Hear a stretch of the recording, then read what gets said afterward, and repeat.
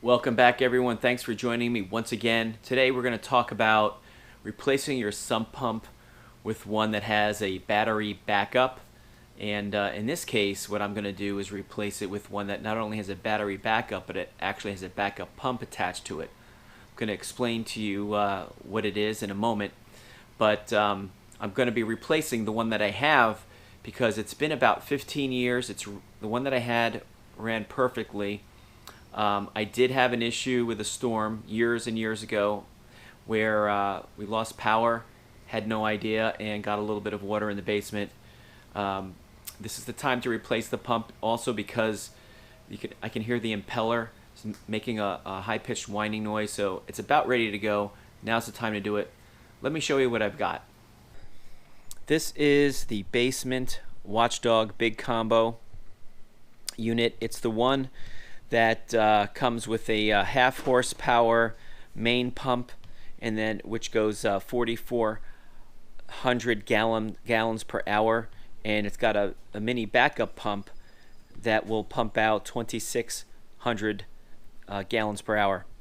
And what you're looking at here is everything that it comes with. The main pump has check valves already attached in both spots for both pumps. It also has 2 float switches for each of the pumps. In the event that one of the float switches fails, there's a lower and an upper here and a lower and an upper here for the backup. If one of the float switches fails, the other float switch can still work.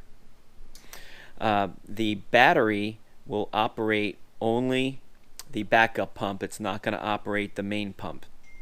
So what they give to you is the what you see over here.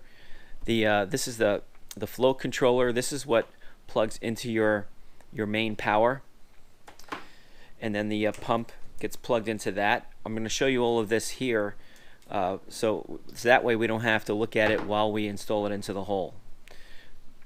Then we've got the backup system, and this gets mounted on top of the battery. This battery box was provided with the kit. The battery was not. I'll get into that in a moment. So this thing gets mounted here, and the connections attached to the battery. This is the backup system, which also, this wire here comes down and attaches to the backup pump. So this is constantly charging the battery through this system. Here's a charger. This plugs in as well. I'm trying to do this all with one hand here, to this system, and this is attached to the battery. Okay, so it all charges here, and then this flows down to the backup. In the event that this does not run and these floats kick on, then this pump will go off of the battery. So now let's talk about the batteries. So the battery does not come with the pump. You have to purchase a battery. They offer you the ability to buy their battery. This is the Basement Watchdog battery. I went and did some shopping for other batteries to use instead of this one. You can't just use any car battery. You can't just use any marine battery. So you have to get a standby battery that has enough power to be able to run the pump often and for a long time in the event that you've lost power for a while and you need the pump to continuously run. So if I were to get something that was similar to this at a different store, it would a maintenance-free battery. It would have cost about $50 more than this battery. So you have to buy this battery and the acid and pour it in, which I'll show you how to do at some point during this video. And the acid and the battery combined are about $50 less than a maintenance-free battery that you could buy elsewhere. But I got this because I know it's from this company. It's paired with this pump. They make a couple of these batteries. You have to be careful if you do go with the Basement Watchdog pumps that you pair the right battery with the right pump. I did make that mistake initially where I brought a battery home and then I started reading the instructions and noticed that that was the wrong battery for this particular pump. The battery I got was for a lesser model, which doesn't draw as much power. So in any case, want to get back to the install. So they have everything's already pre-cut for you with the PVC pipes, and all you're going to do is take your PVC extension here and attach it to your waistline. In my situation, it should be fairly easy because I already have a PVC pipe, which you'll see in a few minutes, coming down to the existing pump. I'm just going to have to cut it to size it to what I need here. The other thing is that if you have a hole in your basement, the sump pump hole, the diameter you need, the minimum diameter is going to be 12 inches. We'll measure that off here for this particular pump. It's another thing you need to do to make sure that you're sizing it properly. Okay, it's about 12 inches, and the hole that I have is 14, so I'll have about an inch to spare on either side. So in any case, I feel like this isn't the cheapest pump on the market, but it's going to give me peace of mind because I do go away, and there are plenty of times when we're not home and we lose power. I do not want to have a situation where I've got water in the basement again, and I like the idea of having a backup pump, not just for back in the event that I lose power, but if something happens to the main pump and it stops working, regardless as to whether we lost power, once the water floats up to this level, it'll kick these floats on, and then this one will kick in, and 2,600 gallons per hour is more than enough needed to power everything. So let's get to the install. Okay, so what you're seeing here is I've got a check valve up on the top, and that's gonna stay. And the first thing I want to do is drain the water that's in the pump, right in the hole right now, before I take the pump out, getting that water out.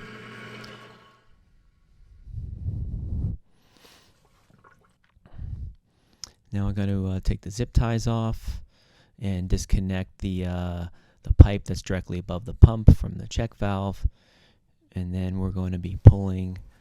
Once we get that out, we're going to pull the pump out of the hole and drain the water out of the pump a little bit. And then after I drain the water out, I've got a little Rubbermaid bin there that I could use to get the thing out of the house without dripping water everywhere. So now we're going to drop the new pump in and find a spot that's directly above the waistline. Measuring the length of PVC I need, it turned out to be about 25 inches.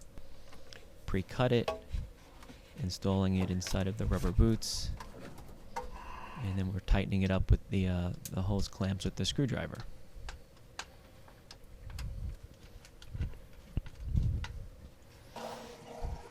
So now just checking the pump right now, and plugged it in without the battery, and it worked. So now we're going to take the battery and fill it with acid. They want you to put the battery inside that battery case first to do it, I guess in case anything spills. However, you see me removing it now, realize that you can't see the fill level on the battery with that black case. So it sounds like a good idea, but you really can't if you want to see the fill levels. So here's the battery acid, and there are fill lines that you'll see in a moment. Right there, you can see the acid filling up through the case, and there are a couple of fill lines that we have to make sure each of the holes have the same amount of acid in. I'm going to show you that in a moment.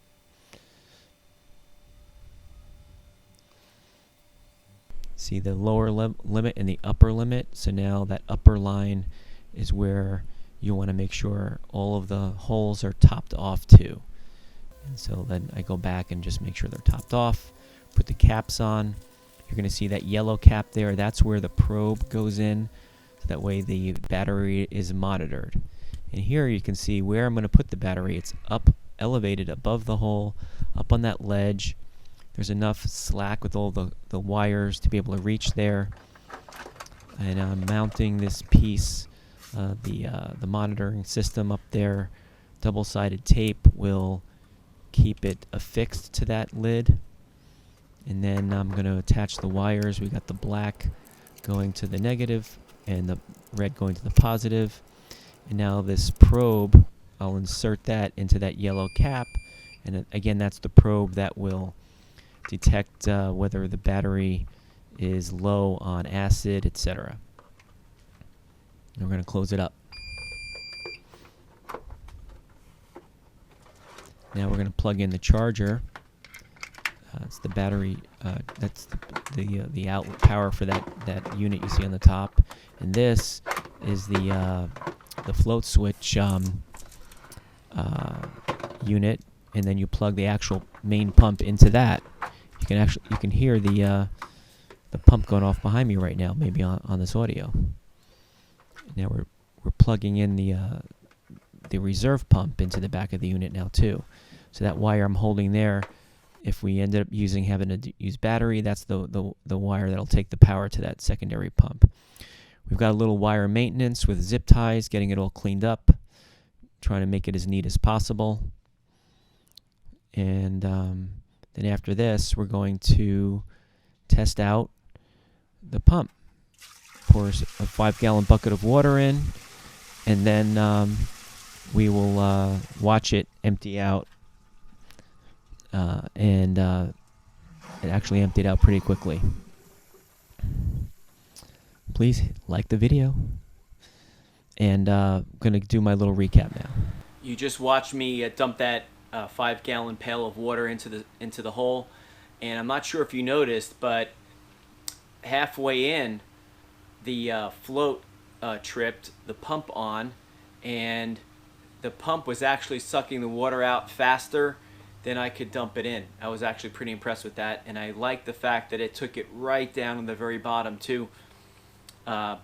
So what I want to do, I guess off camera, is test flip the breaker off of the power, and then dump the water in again, and watch the backup pump do its job too.